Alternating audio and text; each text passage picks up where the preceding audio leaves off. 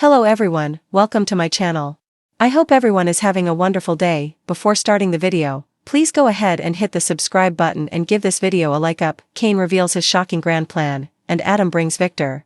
Bad news Friday, July 4th, 2025. Today on The Young and the Restless, Amanda beefs with Phyllis, Victor toys with Kane, and Kane questions Phyllis's loyalty. In France, Victor tries to get phone reception on the train car, but tells Nikki, nothing. They wonder about Cole and hope he's better by now. She complains about not being able to communicate with the outside world. They're being held in a high-end prison courtesy of Kane Ashby. Can Victor outmaneuver Kane? Nikki wonders what they can do about this situation and notes Victor doesn't seem very rattled. Victor thinks if Kane shows them his cards, maybe he'll ask him to join forces with them. Just then, Kane appears. Victor tells him his timing couldn't be better. We missed you last night. Kane had some business to take care of. He came to share some good news. The tracks should be fixed, and they can go by next week. Nikki says they're making the best of it. Kane notes this is a turnaround from the other day. Victor says they haven't been on a vacation for a long time, it's wonderful there. Kane's surprised he's letting go of his suspicions. Victor says he still has them. Kane asks what part of his announcement still has Victor suspicious. Victor says he doesn't believe he's done with Chancellor, but he understands his motivation is Lily. Victor insists she's happy at Winters. He should forget about Chancellor, it will never be his. Kane calls Victor out for making suppositions based on nothing. Nikki says anyone can see he has regrets about letting her go. Kane says his feelings about Lily are private. Victor reiterates that Chancellor will never be his, but, I have a proposition for you. He asks Kane to take a walk with him. Nick joins Nikki and complains that he and Sharon need to reach the kids. This is crazy. They wonder again about Cole. Nikki only wants to think positive thoughts. Nick rants that he'll walk out of here if this doesn't sort itself out soon. Nikki relays that his father went for a walk with Kane. Nick hopes he's pressuring him to get them out of there. Nikki says he wants to try and form an alliance with Kane. She's afraid to ask the details. Nick questions Victor's turnaround. Nikki says he now believes befriending Kane is the best plan of attack. Nick complains that Kane is a wild card. Nikki agrees, he's not the same man they knew. Why is he coming out of the shadows now? Nick wonders if he's trying to make a statement. What are you afraid of, Mom? She says Kane wants Chancellor badly. She hopes Victor doesn't underestimate him. They have too much to lose if he does. Amanda fumes at Phyllis. Phyllis strolls into the maze and wishes Amanda good morning. She notices that she seems mad. Amanda snaps that she's narcissistic, a friend wouldn't do what she did. She made it look as though she was planning a power grab behind her boss back. Phyllis says that's what they were doing. Amanda's angry about her putting her in this position with Kane. Phyllis apologizes sincerely, but notes he seemed to take it well. Amanda says that's not the point. Phyllis wants to move on, she has something else to talk to her about. Amanda says it's too early and will have to wait.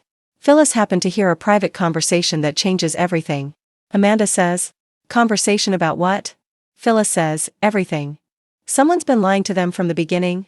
And they both know who it is. Amanda has no idea who Phyllis is talking about and asks whose conversation she heard. Phyllis says, yours. With Carter. Amanda fumes. Phyllis asks her not to get defensive. She heard that Kane has had a way on and off of this property. Amanda says that's absurd. Phyllis heard her talking about him coming back from Genoa City last night. Amanda continues to deny it. Phyllis isn't delusional. She questions why Kane would leave when everyone he wants to do business with is there. Amanda insists he didn't leave. Phyllis thinks she's starting to put it together. Kane doesn't want to do business with anyone there. He wants to do it against them at home, right? That's the plan. That's been the plan since the start, right? Amanda says Kane wants to go home. Why can't it be that simple? Phyllis knows he's not planning a warm and cozy homecoming. Who is on the corporate hit list? Amanda's reaction lets her know she's right. Amanda rants that she's causing trouble. Phyllis doesn't want to attack Kane, she wants to be a part of it. Amanda can't tell her anything. Phyllis warns she's not giving her a lot of options here. She won't tell anyone that Kane left. Amanda asks, and in return? Phyllis says, you know what's in return. Amanda says this sounds suspiciously like blackmail. Victor plays the game elsewhere in the maze. Victor and Kane make small talk as the mustache muses about the roads and tracks seemingly becoming impassable.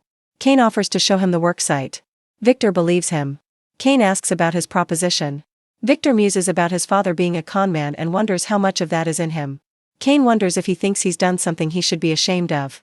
Victor's just blown away by what he's accomplished. Victor asks him to sit and asks him why they should be adversaries. What would he think of working together? Phyllis is rendered speechless at the maze dining table. Phyllis tells Amanda that blackmail is an ugly word. She's not making threats, just letting her know she can be a team player. She decides she should tell Kane himself. Amanda doesn't think she should talk to him. Phyllis argues Kane was impressed by her pitch. Amanda contends that he never promised her a job. She claims not to know where he is. Phyllis doesn't believe her. She knows what she heard. Kane went to Genoa City and came back immediately. He obviously has something planned. Amanda asks why she should tell her. Phyllis says she's her friend and she can trust her. Amanda points out that she eavesdropped on her and is blackmailing her. Phyllis insists she's on her side and on Kane's side. She already considers herself a part of the team. Kane appears and is glad to hear that.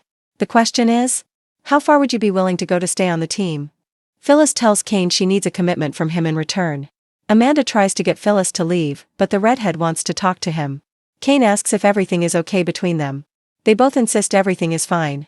Phyllis tells Kane she knows all the players and isn't afraid to get her hands dirty. Kane's well aware and thinks he could use someone like her on his team. He warns there will be personal stakes involved here to prove her loyalty. Who would you be willing to betray to show me you're a real team player? Would she throw Billy or Jack under the bus? He'll make it harder. Would you betray Nick? Phyllis thinks her colorful reputation answers that question for him. I already told you that I'm in. Kane asks again who she would turn against. Phyllis says that's a lot to ask when he hasn't even told her his plan. Why would he bring up Billy and Jack? Is he going after Abbott Communications or Jabot? Kane tells her she's a smart woman. Connect the dots. Phyllis guesses that he still wants Chancellor. He tells her to think bigger. Think bigger than you could possibly imagine. What if he were to tell her he wants all of them? Even Newman Enterprises. What would you say to that? Phyllis asks if this is a test. Kane says he'd be controlling a massive conglomerate of every business in Genoa City. Amanda titters that he's rendered Phyllis speechless. Kane wonders if she thinks he's crazy. She asks, is this something you could do? Does he have a plan? Amanda says it's gotten this far, and she would never underestimate what Kane Ashby could do. Phyllis is on board. She'll be right there by his side. He asks, what about your friends? Phyllis scoffs that Billy has thrown her under the bus and Jack would know it's just business. Kane asks about betraying Nick. Phyllis replies, even Nick, but she looks slightly ill at ease. Adam brings bad news in the train car, Nick's sure that Victor admires what Kane has built, but assures his mother he'll protect Chancellor. Nikki's concerned that Victor will talk Kane into going after Jabot. Nick suspects that Kane won't be easily manipulated. He likes being in control, and in Victor's world there can only be one king. They don't know Kane's endgame and need to be careful before getting into business with him. Victor appears and Nikki asks what he and Kane talked about. He smirks. Victor reports that Kane claims he's no longer interested in Chancellor, but he doesn't believe him. Just then, Adam staggers in, sweating and dirty. They gawp and ask how he got up there with everything closed. Adam gasps, trust me, it wasn't easy. Adam sits and explains he had to bribe people to find the chateau, and no one would rent him a car. He learned the usual way up there was by train and the tracks are out. He's surprised to hear they're staying in the train car, not the chateau, and that there's a maze. Adam reveals he walked to get there, on a path up the mountain. It took him 3 hours. The Newmans are astounded. Nikki asks about Cole. Adam says they transferred him to Genoa City, but it's been tough on Victoria and Claire.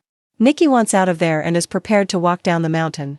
They go over there being no cell reception. Adam sighs, then. They haven't been getting his messages. The reason Adam came up there is he found information on Aristotle Dumas. And you're not going to like it, he won't believe who it is. You're not going to Adam guesses it's Colin Atkinson. Victor says close, it's his son. Adam says Kane was his and Chelsea's second guess.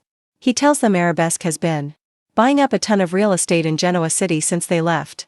He bought real estate surrounding Newman and Jabot and even bought the athletic club. He also purchased Chancellor's old divisions.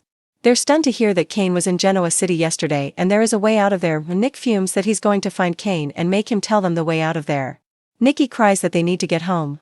Victor says they will. Adam senses that Victor has a plan. Victor says Kane has been playing his game so far. Let's see how he does when he starts playing my game.